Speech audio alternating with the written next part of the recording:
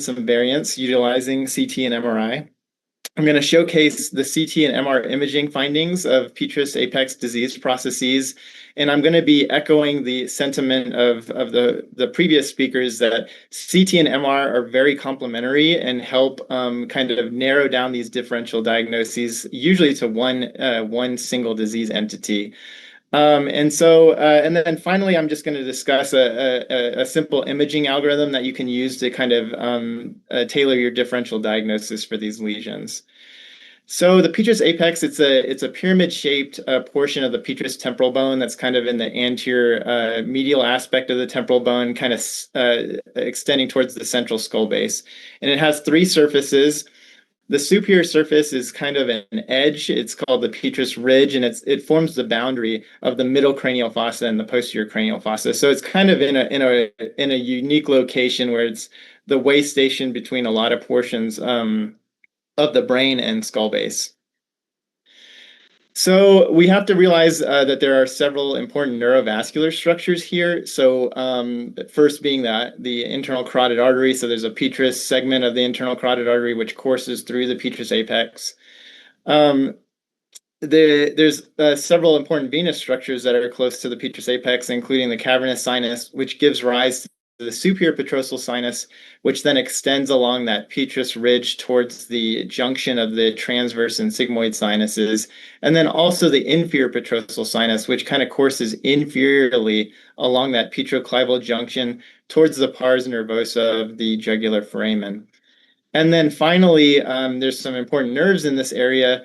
First being cranial nerve 5, which kind of swoops over the kind of like peak of the Petrous apex to go into the trigeminal cave or Meckel's cave. Cranial nerve 6, which kind of comes up through that prepontine cistern and kind of courses a similar course to the petroclival synchondrosis there. In a little dural sleeve called Durella's canal to go to the cavernous sinus. And then finally, the greater superficial petrosal nerve, which is parasympathetic fibers from cranial nerve 7, which course along the Petrous temporal bone to join with the deep petrosal nerve, which are the sympathetic fibers along the ICA to form the Vidian nerve. So now we'll just go into all of the different things we can see in the Petrous apex, first being asymmetric pneumatization. So basically, the mastoid air cells can have variable extension of aeration into the Petrous apices.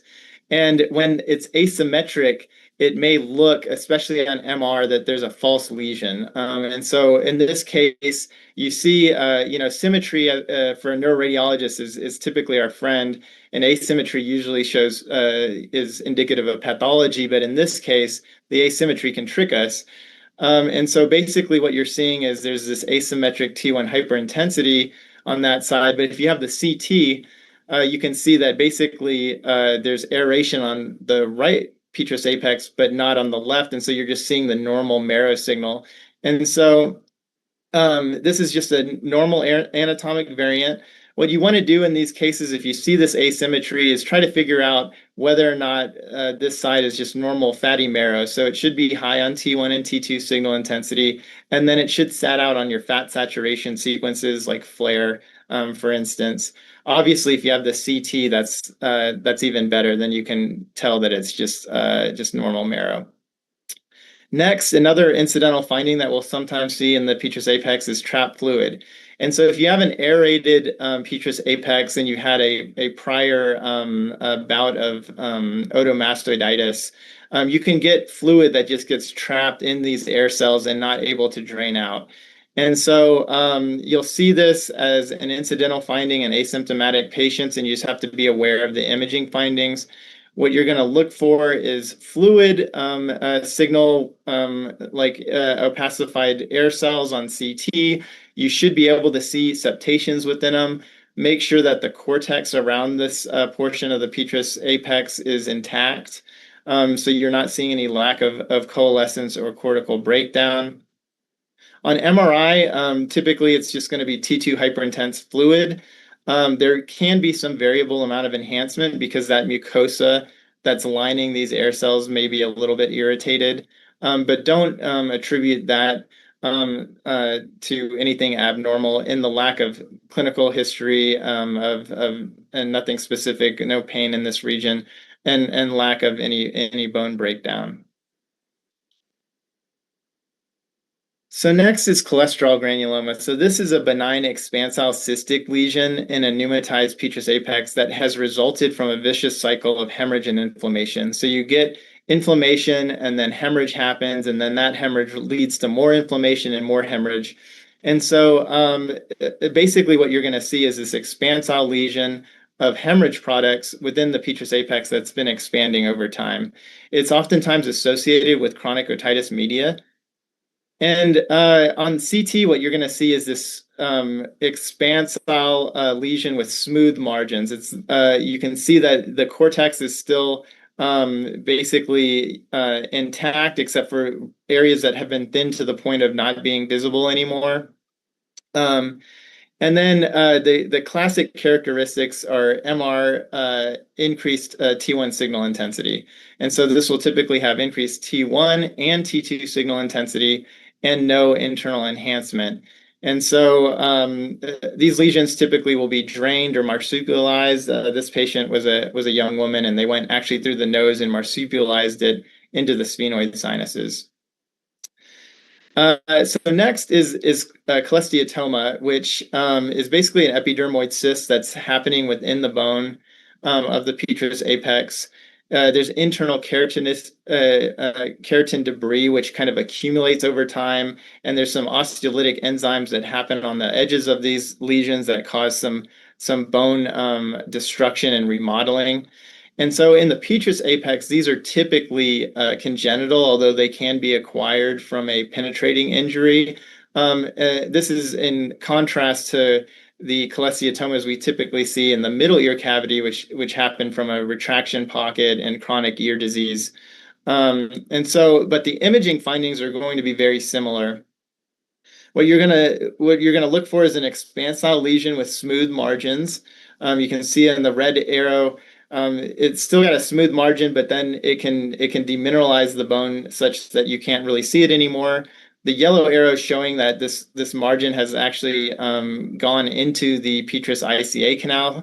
And then these osteolytic enzymes can even destroy portions of the otic capsule, the densest bone in our body. And so you can see that with the blue arrow here. On MR, what you're looking for is it kind of looks like a cystic lesion. It'll have low T1 and high T2 signal intensity, but on the flare, instead of fully suppressing the flare out like in a true cyst, you're going to get partial flare suppression. So it'll have this kind of what we consider a dirty flare look, where it's sort of dark, but still sort of bright. Not as bright as the T2, but still has some of that signal. Typically, these won't have any contrast enhancement, although you can get a thin rim of contrast enhancement adjacent to them. And then the predominant finding that you're looking for on MR is the diffusion restriction. So it'll be really bright on the DWI trace and then dark on the ADC map. And so that will help you differentiate this lesion from a cholesterol granuloma. Next, I'll talk about cephalocele. So this is a herniation of the trigeminal cave into the petrous apex. It's typically incidental, although you can potentially see these in cases of idiopathic intracranial hypertension. So you want to look for additional features of that, like partially empty sella, narrowing of the transverse sigmoid sinus junctions, tortuosity and expansion of the optic nerve sheaths kind of features. And so on axial images, it'll look like this kind of expansile lesion with smooth margins. And so it can give the look of maybe a cholesterol granuloma or cholesteatoma. But what you want to do is look at coronal images, because it'll show this continuity with the trigeminal cave. And the signal characteristics, since it is basically just a meningocele, is that it's going to have the signal of CSF. So it'll have low T1 and high T2 signal intensity. It should suppress lung flare. And then inside of it, you can see parts of cranial nerve 5. So you may see that like kind of curvilinear enhancement of the trigeminal ganglion, the Gasserian ganglion, semilunar ganglion, or little fascicles as they're, of cranial nerve 5 as they're going through Meckel's cave. Another lesion that can happen that's basically also in the trigeminal cave but can scallop into the petrous apex is a trigeminal schwannoma. So this is a benign nerve sheath tumor arising from Schwann cells. When you get a cisternal cranial nerve 5 schwannoma, as it extends into the trigeminal cave, the trigeminal nerve kind of goes on top of that edge, that anterior edge of the petrous apex. And so as this lesion grows, it'll kind of expand and scallop that superior margin of the petrous apex. And on imaging, what you're looking for is a lesion that looks like it's expanding the trigeminal cave. You can see on this case, this large enhancing lesion on the left side, but on the right side, that's the normal trigeminal cave with the small curvilinear semilunar ganglion on the floor there. So on axial images, it can look a little bit confusing because you're seeing kind of the lesion scalloping into the petrous apex, and so it can look like it's an expansile lesion centered within the bone. But again, look at your coronal images to see that it's actually scalloping from superiorly. And then the MR characteristics, typically these are going to be avidly enhancing. They're going to be fusiform shaped, and they're going to have their long axis along the long axis of the trigeminal nerve.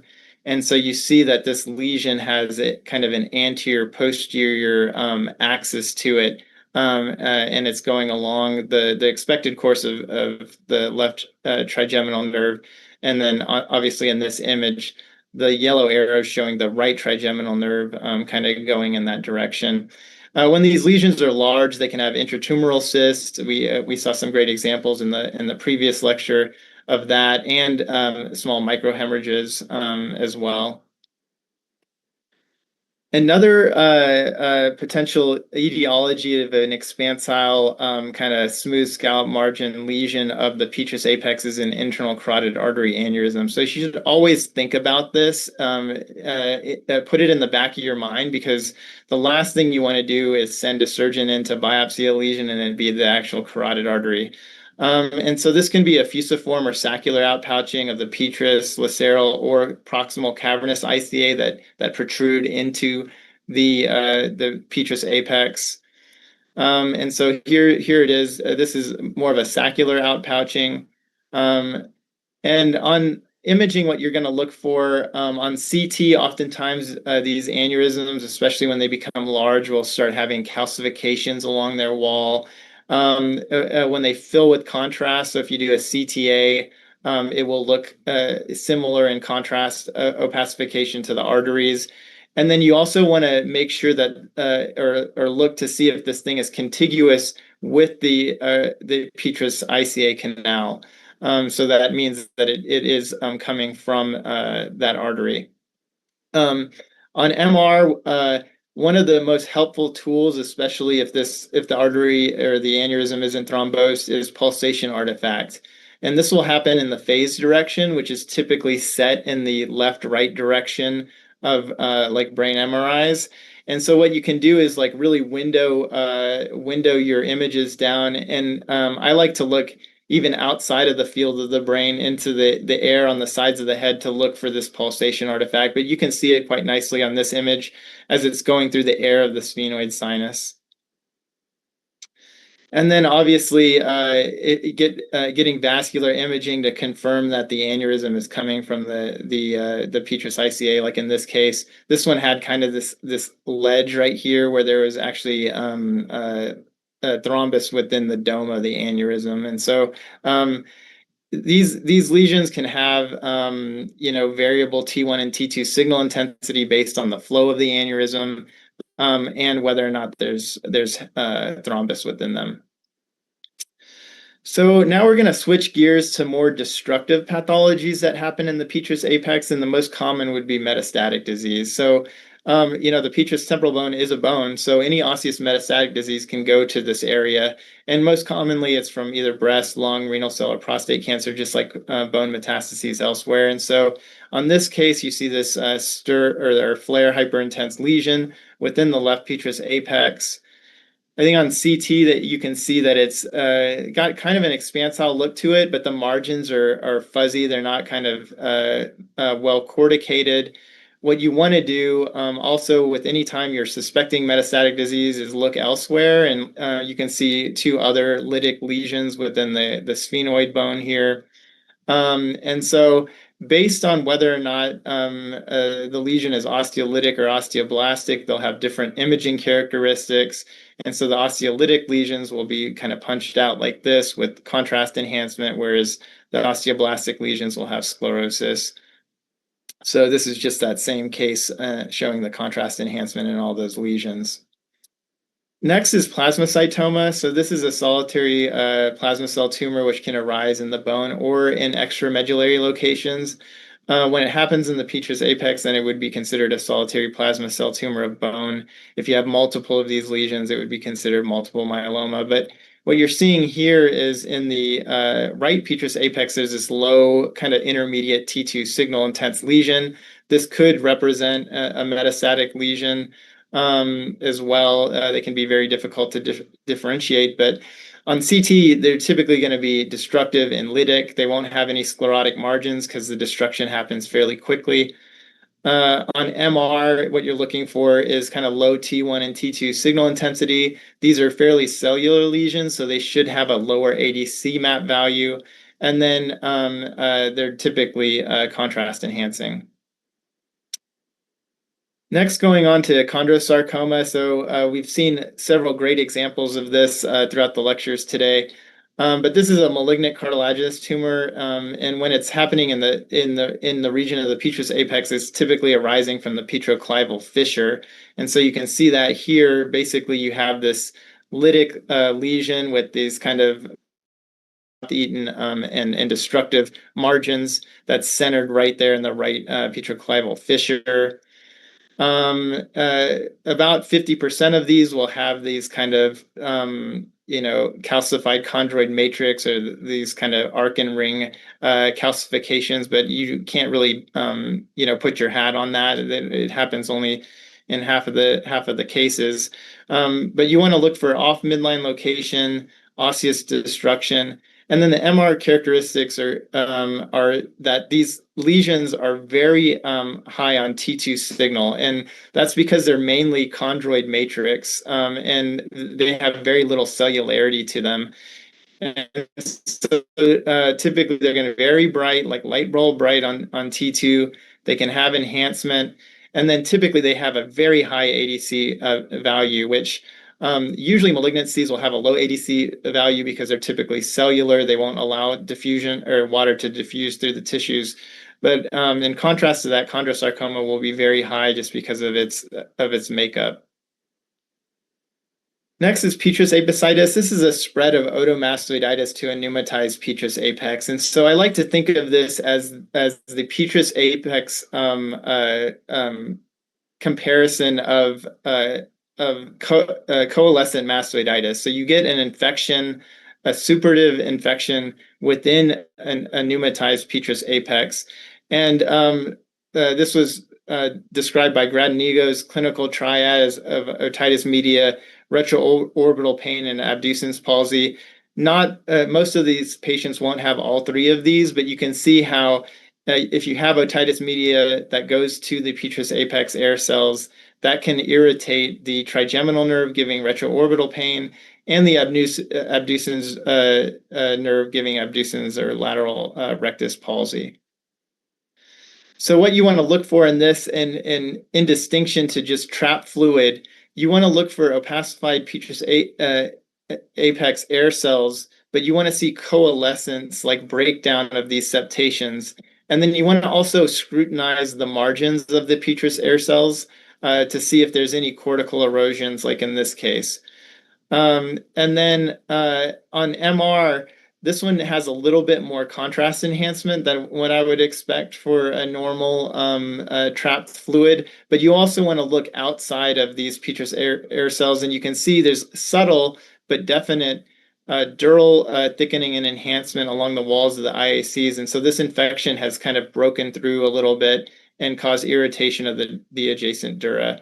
then you can look at your diffusion-weighted imaging to see if there's any pus in these air cells. Another infection that can happen in the Petrous apex is skull base osteomyelitis. This is a bone infection that basically it typically spreads either from a necrotizing otitis externa that extends centrally, or sphenoid sinusitis that extends posteriorly. And so the typical patient will be, like in this case, an elderly individual with uncontrolled diabetes, and the typical bug is Pseudomonas. But you can see in this case, there's this kind of moth-eaten cortical appearance on the posterior clivus and on these margins of the Petrous apices. And so this can be subtle on CT, and so you have to look very carefully for this. This is a more florid case where a patient had necrotizing otitis externa in the right ear, which had been surgerized, but you can see as you extend your eyes, towards the central skull base, there's a lot of osseous destruction, some osseous sclerosis as well. And so you want to look in this area to make sure that the margins of the cortex are intact, or else you're probably dealing with the skull base osteomyelitis. On MR, you're looking for low T1 signal intensity within the bone marrow. It's going to be lower than the adjacent muscles, like you can see the muscles of mastication here. And then you're going to have high T2 signal intensity and enhancement. And typically this infection also extends into the adjacent soft tissues. And so you'll see enhancement there, some dural thickening along the posterior clivus, enhancement within the adjacent kind of temporomandibular joint and masticator space. Next is meningioma. This is a dural-based mass arising from arachnoid cap cells. And so when it happens along the Petrous apex, these typically result in hyperostosis and transosseous involvement. And so you can see there's this large lesion here. It's involving the central skull base, cavernous sinus, and Petrous apex, and then projecting kind of into the posterior fossa where it's hitting the pons there.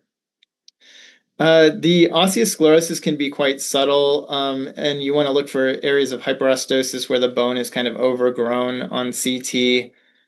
And then MR is going to show you the enhancing component of the lesion. So you can see this is kind of dural base, there's dural tails involved. And when it involves arteries, it tends to encase them and cause luminal narrowing. So you can see that in this case of the right Petrous carotid artery here. One thing that can look a lot like a osseous sclerosis of meningioma is Paget's disease. This is a bony dysplasia resulting from dysregulated osseous remodeling. These typically happen in older adult patients and elderly patients. And there's three phases where there's initially an osteoclastic reaction where there's lucencies within the bone, then a mixed phase, and then it becomes more sclerotic.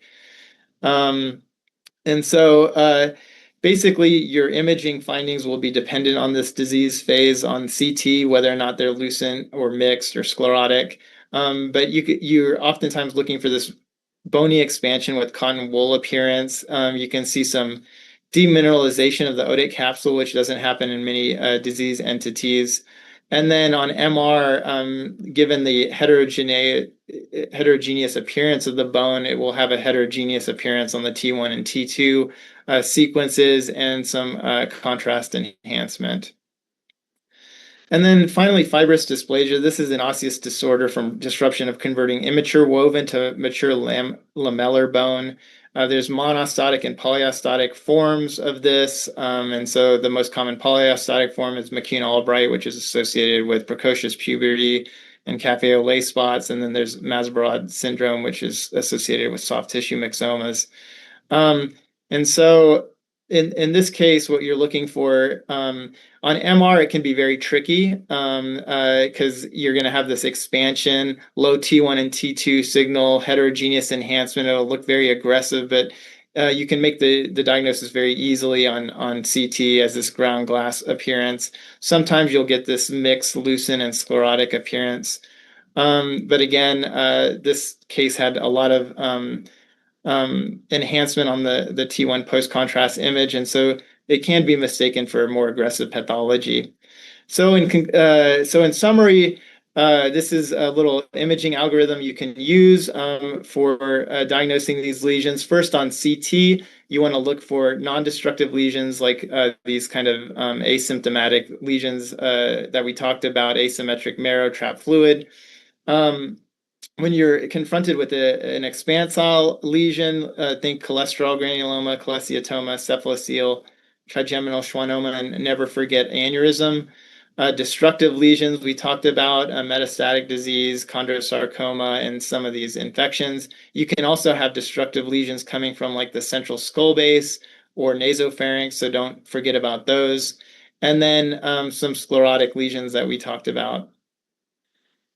And then when you go to MR, there's some characteristic imaging findings for some of the disease entities we talked about. For instance, the T1 hyperintensity in cholesterol granuloma, the kind of centered off midline in the petroclival fissure for chondrosarcoma with the T2 hyperintensity and high ADC map value. And then some other things like pulsation artifact for aneurysm, etc. So in conclusion, don't be fooled by asymmetric pneumatization or trap fluid for that matter. Remember that CT and MRI for skull-based lesions are complementary. And so when you're confronted with a lesion in the Petrous apex and you only have one of these two modalities, it's probably a good idea to get the other one to kind of cone down the differential to be confident. And typically you can get it down to one true diagnosis. So with that, I thank you for your attention. Thank you, Dr. Blair. It was comprehensive and superb talk, which including various examples. We enjoyed thoroughly.